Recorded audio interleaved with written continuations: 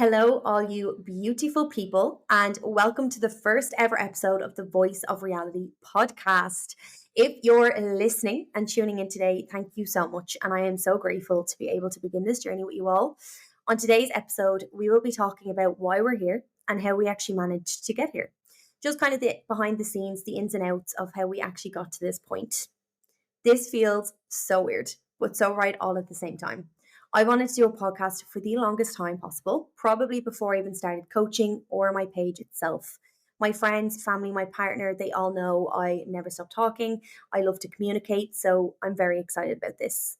The reason I wanted to start this podcast is because I do think now more than ever, we need to be exposed to more real, raw, and relatable perspectives on life. And more than anything, reality needs to be heard and seen. When I started Life in Gym Gear, my Instagram page, my main aim was to show every part of the journey. And sometimes I feel like Instagram just doesn't give me enough space or time to actually show these things.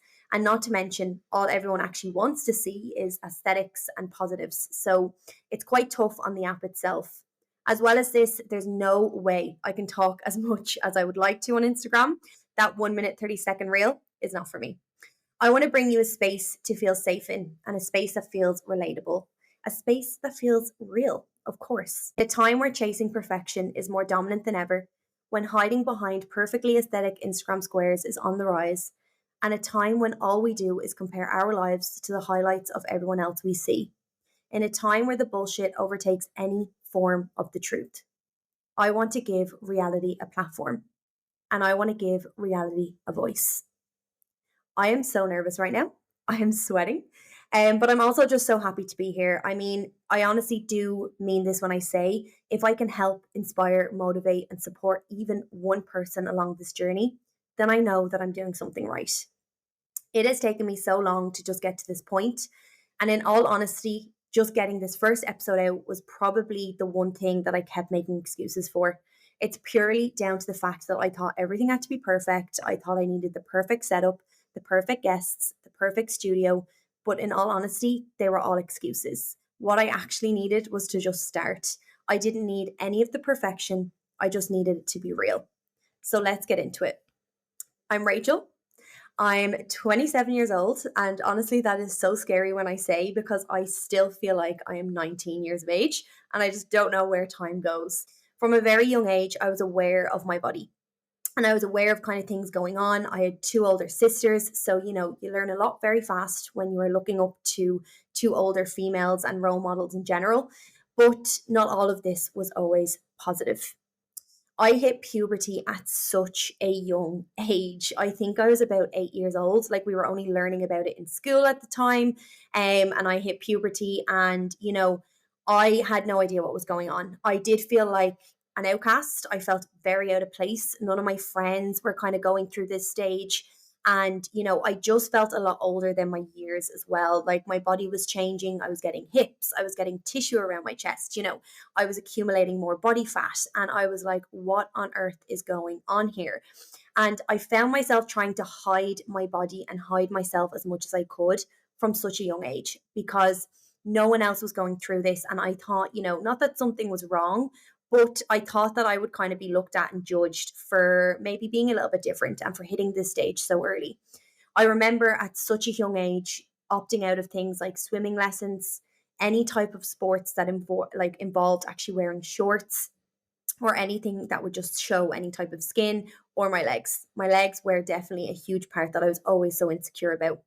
I remember swimming lessons being a huge, huge highlight as such a young kid. Because when you're in school, it was on the curriculum, you go swimming lessons and different things like that. And all my friends were so excited for this. And, they couldn't wait to go time off school. Who doesn't want that, to go swimming with your friends? But this was something that used to keep me awake at night at just 9 years old because there was nothing worse that I could think of than being in a swimsuit around my friends and just around people in general. I remember my mom bringing me out to get like swim shorts that I could wear and maybe over the swimsuit, but the instructors would not let me into the swimming pool with them on. So I opted out of swimming. I made up every excuse in the world so I never had to go, mainly because of my body image and just how negative it was at such a young age. When it came to sports in general, I loved playing basketball. I loved, like, trying things. I tried football. I tried GAA. For anyone that doesn't know this is obviously an Irish sport itself.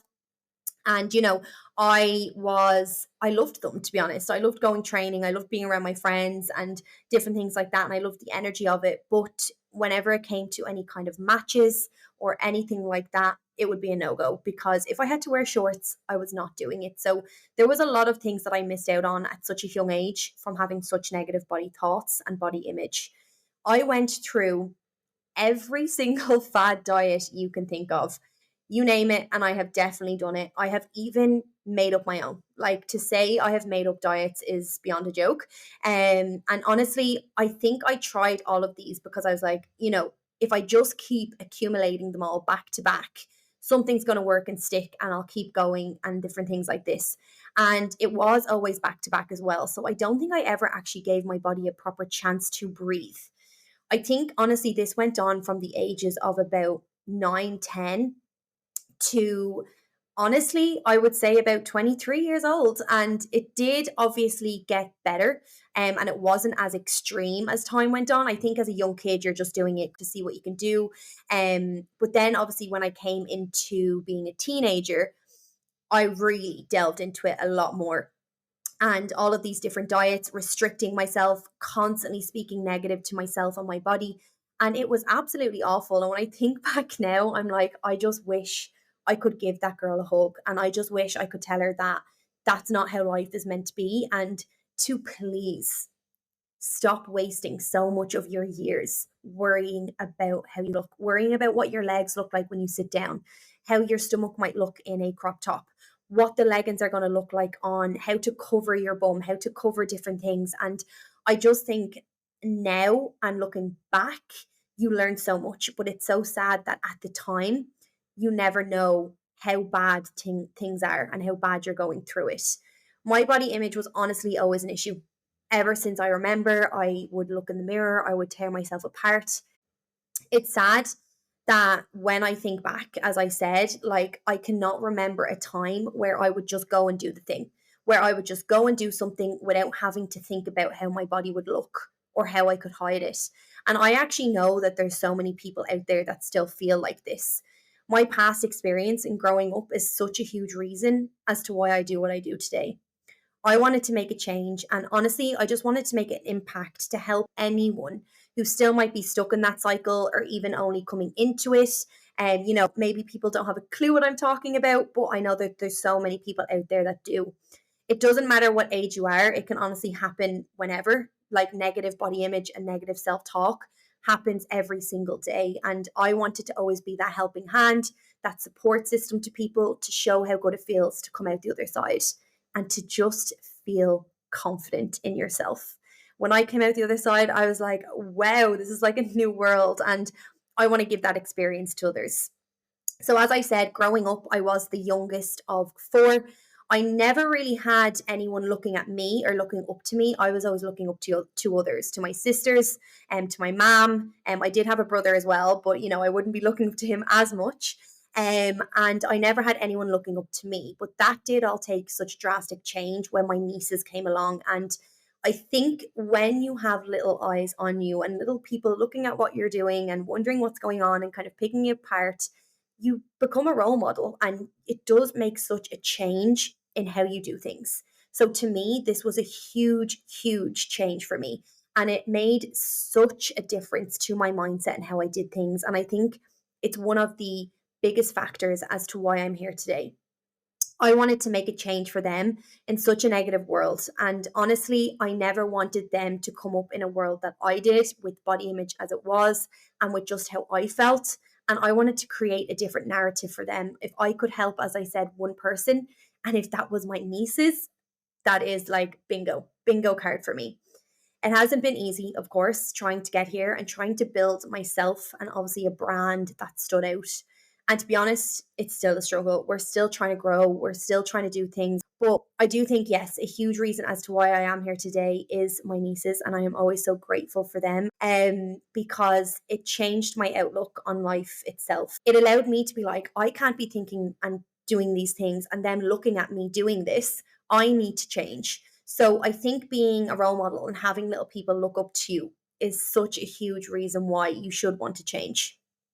So in school, as well, let's just bring it back to there. I absolutely never stopped talking. Like same as now. I was such a chatterbox. I love to communicate, everything like that. And honestly, in hindsight, it is probably the biggest power that I have had, because it is what has got me here today, being able to communicate and being able to get the voice across. And it's mad because for years I used to try and pull back on this side of me. I used to try and maybe pipe down, quiet down, not talk as much, not like, be as vocal, not to have an opinion, because I thought it was a bad thing. And sometimes I was told it was a bad thing, to be honest. But it wasn't until I truly stepped into that power of using my voice, using my opinions, using my experiences and stories, that we actually were able to get here. So when I was 21, I moved abroad for 3 years. I trained in education in college, which I absolutely loved. And teaching always holds such a huge space in my heart because it was something that I wanted from such a young age. Like, I remember being 5 years old, playing teachers in my bedroom, and that went on for years. And to see that kind of come to life was a little bit of a full circle moment. But yeah, I trained education in college and I moved to the UAE when I was 21, straight after college.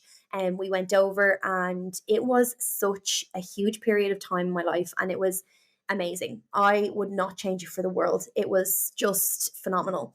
And I think anyone that knows, when you do move abroad as well, comes a lot of lessons. Absolutely. I really found that I was like, okay, I have to grow up here. I have to start making decisions for myself. I'm now independent. I'm living alone. I have to make new friends. I have to be in a new environment, a new culture, a new job. And there was so many news, and I had to just get on with it and step out of my comfort zone and do these things. And it was probably one of the best things that I have ever done in my life, because stepping out of your comfort zone is how you grow. And moving country and moving abroad and doing all of these new things just really allowed me to elevate up as a person, but also my mindset, my confidence, and just so many different things along the way as well. Anyone kind of that does understand this and has moved abroad or has been abroad or thinking about it, if you're thinking about it, absolutely take the jump and do it, because it's amazing. But you'll know what I'm talking about. You just learn so many different lessons about yourself and about life in general, and that you could probably never learn staying in the same place. So yeah, I think it was something that really changed me as a person. But with that obviously came living my absolute best life. A lot of alcohol, a lot of nights out, a lot of going here and there, a lot of fun. We loved it. But I don't think it was when I was over there that my life changed as much as it did as when I came home. When I moved home from being abroad, that was when I really saw a huge change in me and a huge change in what I wanted to do in life in general. My life changed drastically when I moved home. So I was obviously away for 3 years. And by the time I got home, my friends were doing different things. My family were doing different things. My nieces had grown so much. I had missed out on so much life when I had moved abroad, which I wouldn't change for the world, but moving home is very, very tough. You're trying to kind of, slot into different things again and transition back into the areas that you were before, but 3 years had passed. And I do like to call this the gray area of my life, because it was probably the lowest I had ever felt. I was 24 years old. I had moved back home. It felt like all of my independence had been ripped from underneath me. I won't lie. I was back living at home. I was also on the dole. It was COVID, and we were kind of coming out the other side of COVID, but still, like, there was no jobs, nothing like that. And I was literally getting €98 a week. And from living your best life, from being independent, to kind of all that being stripped from underneath you and having nothing, was extreme. I felt for the first time, and this is awful, and I hate going back to that place because it was so low, but I felt so worthless. It just felt like nothing mattered. Nothing that I did mattered on a day-to-day base. Everything felt awful. Everything felt grey. I really didn't care much about life, and it was just a really sad period of time, because I was allowing outside factors, firstly, to have such a huge impact on what I was doing and how I felt, but I was also allowing materialistic things to do this as well. I was obviously trying to transition home. I had no job. I was living back in with my mom and dad. I had no kind of space or independence. I was literally making €98 a week, not even making it. I was on the dole itself. And with that, every inch and every bit of money that I had went on. I had a €40 gym membership a month.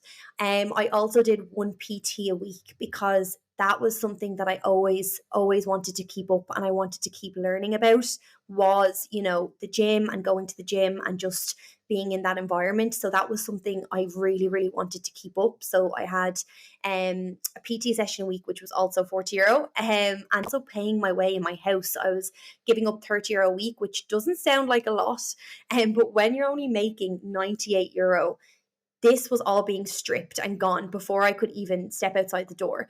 And I think I used to come out with about €8.50 at the end of the week. And I used to try save this, but it didn't really last very long, I won't lie. And I just never had any money.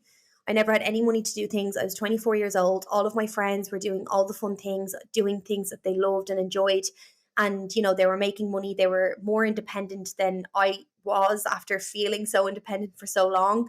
And, I could never really go out and enjoy myself. I always had this cloud over my head of the fact that I had no money, I had no job, I had no space. I didn't have a clue what I wanted to do in life.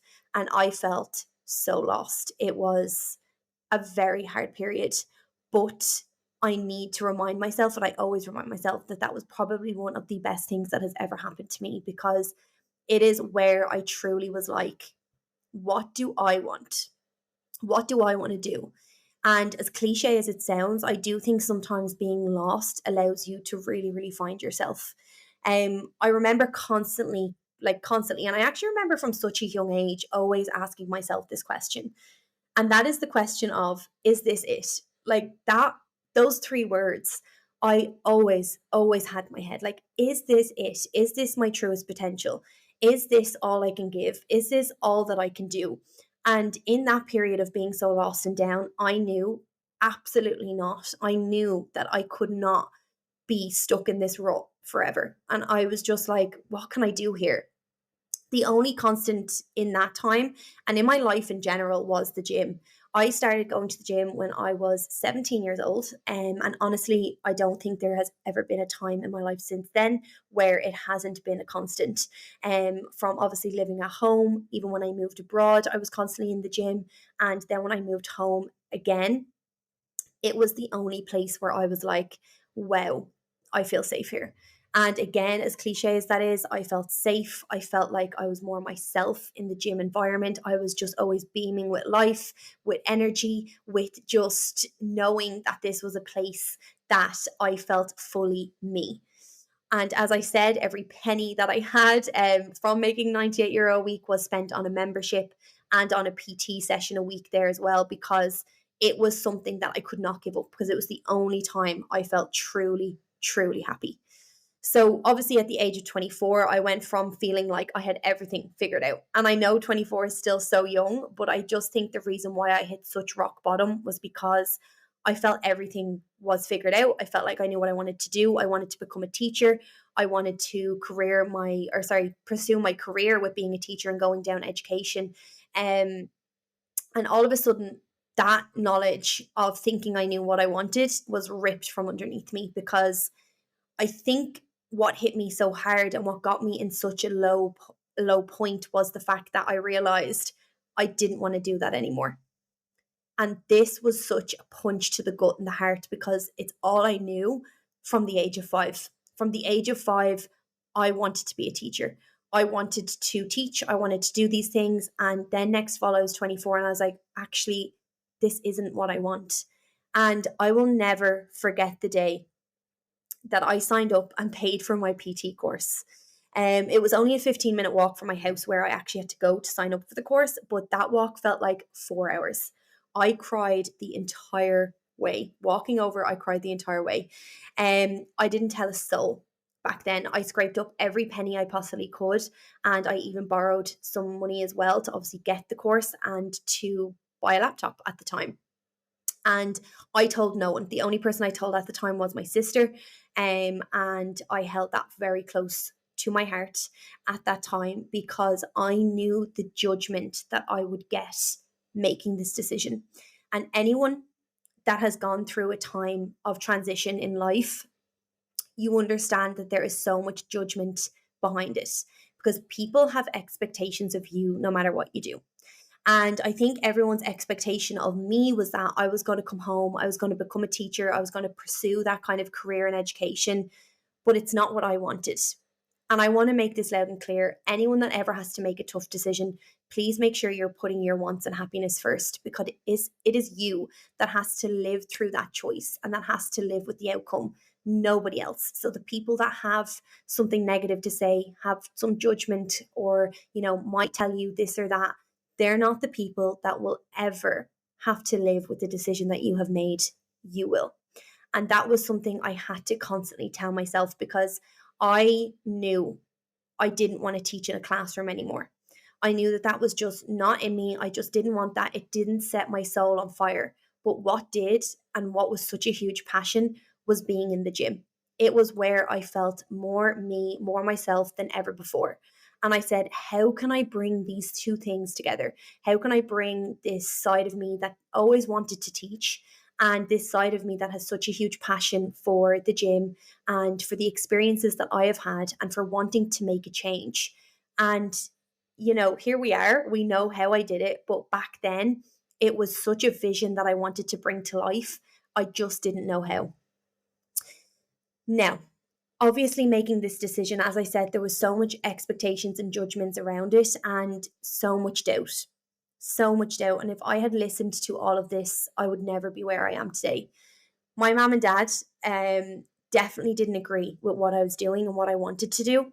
They wanted me to go down the stable kind of career of being a teacher. Why on earth I would want to give up such a stable path of life, such an amazing job and career, to do something that I didn't even know was going to work, to do something that I didn't really have a clue what was going on with. Here I was just being like, I'm going to go do this course. I'm going to become a PT. I'm going to become a coach, and we're going to see what happens. And they were just kind of like, what? Why? And they didn't have a clue. They did not understand why I wanted to give up something so sure and something so good to take such a huge risk and to go after something that might not even succeed and that genuinely might fail. I might not have even made it with that actual decision. Back then, it did cause a big kind of drift between us and just between what was going on. And now we're all good and everything was fine. But I think a huge thing was that they just did not understand what was going on. And they just are kind of from a different generation that don't understand the ins and outs of the world right now. And it took me making this decision and all of these years for them to really realize why I did what I did. And I just want to say as well, very hard to make decisions when there's negativity, when there's doubt from other people, and when there is expectations from other people, because as humans, what we want to do is please. And I wanted to make everyone proud around me. I wanted to make my mom and dad proud. I wanted to make my family, my friends proud. And, it was really hard to make these decisions knowing that they were going to be slightly disappointed with the decisions I was making. But it would all work. And I knew in my head, I was just like, look, I'm going to make this work regardless. And they're going to be proud of me. At some point, they are going to realize why I did what I did. And, I hope that to this day, I am making them proud. I'm literally starting to cry. I'm sorry if you can hear me choking up. So yeah, as I started the course, I started our Instagram page, Life in Gym Gear. The imposter syndrome that I felt when I made this gym page. It was crazy. And anyone that has ever kind of encountered imposter syndrome, you will know how difficult it is to block that out. I remember the exact date, time that I started that page. It was October 1st, 2020. And I texted my sister that morning and I was like, okay, when do I do this? When will I post about it? When will I talk about it? I knew it was something I wanted to do. I just needed someone to tell me and to just guide me in the correct direction. And, you know, for me, that has always been my sisters. And she just turned around to me and she just said, look, it is October the 1st. It is the first day of the month. Put it up right now. This is your sign. And I really needed that push. And anyone that is starting something new or wants to start something new, I understand that sometimes a push is needed. And I needed that back then. And that push is what actually opened Life in Gym Gear on October 1st. And 4 years later, we are still up and running. And I am forever grateful to myself for starting that page, because it is such a platform and safe place for me and for so many others. I will never forget the Zoom workouts in my front room and where it all began. And anyone listening to this that has ever been on the Zoom workouts, hello. And I hope you're all smiling to yourselves, because they were the days. Like, when obviously COVID still wasn't fully over, things weren't fully open, but home workouts were such a huge aspect to life as well. The Zoom workout days were crazy. I think I did like 4 a week. And they were so much fun. They were so much fun. And it was the thing of, I knew what I wanted to do, but I just didn't know how to make it work. Obviously, you know, I wanted to help as many people as possible, and doing these Zoom workouts in my front room with the music blaring, with me shouting over everything, my mom and dad watching television in the other room. I'm sure my neighbors were cursing me at the same time, but I had to make it work, and I had to do something in order to start. I started working in a gym. Everything kind of started to open back up again. I started working in a gym. I was there for nine months, maybe a year. I can't exactly remember. But I absolutely loved this period of time. I used to wake up at 4:30 in the morning. I would get up. I would have a client at 5:30 in the morning, and it would never feel like work. It would never feel like a chore. And it was in those moments when I was like, I have made the right decision, because I am so happy and I love what I do, and I am doing what I have always wanted and what I was meant to do. And that question of, is this it, was finally being answered, because I was like, yes, it is. And I just loved it. Every day I was beaming. It was just amazing. But one thing I will say about working on a gym floor is that, firstly, it is exhausting. It really is. And, you know, it's early mornings, it's late nights, and there is so many different aspects that you take into it. And one huge thing that I found was that I was actually kind of being cut off with the amount of people that I could help, because it was obviously in person and it was in one specific gym. And, you know, if people couldn't get to that gym, then I couldn't help them, and just different things like that. So online was a little kind of business that I had on the side. RCGC coaching was kind of still there online, but it just wasn't obviously anything that I really concentrated on. You know, I was in the gym a lot, and then that was just a small thing on the side as well. But there came a point where I was like, I need to do more. And I knew when those feelings started to creep back up again that I needed to take another risk, and I needed to do something about those feelings. And we actually moved, myself and my partner moved back to the UAE. And that was when I took everything online. I had a handful of clients back then. I think I had 15 online clients when I very first just said, this is what I'm going to do. And I went all in. I had 15 online clients, which was honestly amazing for starting. And I was so excited about this. I was ready to give this absolutely everything that I had. I will not lie though, I was living in Barbie land. I was absolutely delulu with what I actually needed to do and the work that was needed to create a brand and to create a business that was, firstly, I was able to live off, but secondly, that I could grow with. And I think I was definitely living in Barbie land thinking that everything would just happen, everything would fall in place, and, you know, I'll just let the wonders of the world do it for me. And I did fail. I did fail hugely in this point, because when we moved abroad, I just thought that everything was going to fall into place and I didn't actually do anything about it. And this is probably the first step in failure, because you need to be constantly doing something, constantly putting in work, being consistent and showing up in order for something to grow, in order for something to work. And that was something that I was not doing. And it is definitely a learning curve, all of the failures, absolutely. But there was a lot of distractions, and it was very hard to just kind of, concentrate on what I actually wanted to do. So I actually ended up moving back home then. 5 months later, we moved back home from being abroad. And to be honest, as much as it failed and I couldn't keep up with living abroad over there, I just couldn't keep up with it. I'm not going to lie, I wasn't making as much money as I thought I would. And it did kind of, go on its face. It is also probably one of the best things that has ever happened to the business itself, because once I came home, I was able to actually narrow things down. I was able to concentrate. There was no distractions, and I was actually able to give everything that I possibly could. Now, there is still plenty of roadblocks, and there is still so many things have gone wrong.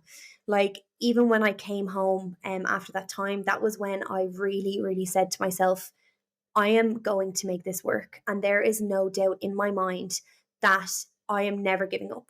And I think that's a promise I made to myself back then, after failing hugely with the first attempt of trying to, really build things, and realizing what I had actually done wrong.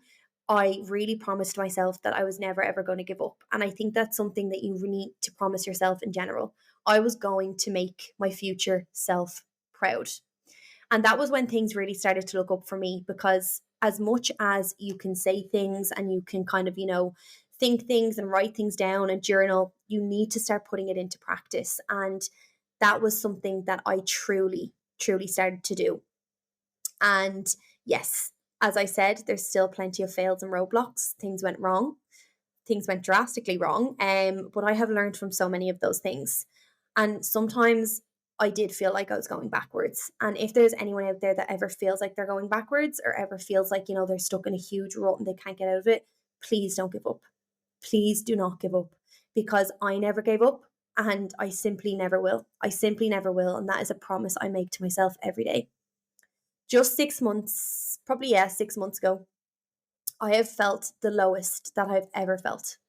And 2023 was an extremely tough year in so many ways. Now, that is for a different episode. I will go into that in a different type of episode and chat about that with you all, because I think it's something that no one even realizes when people are going through these times, because all we see on Instagram is positivity, aesthetics, and amazing kind of highlights of people's lives. But I do just want to, like, when we are touching on the point of roadblocks and different things that have gone on, it never stops. It just that they change, okay?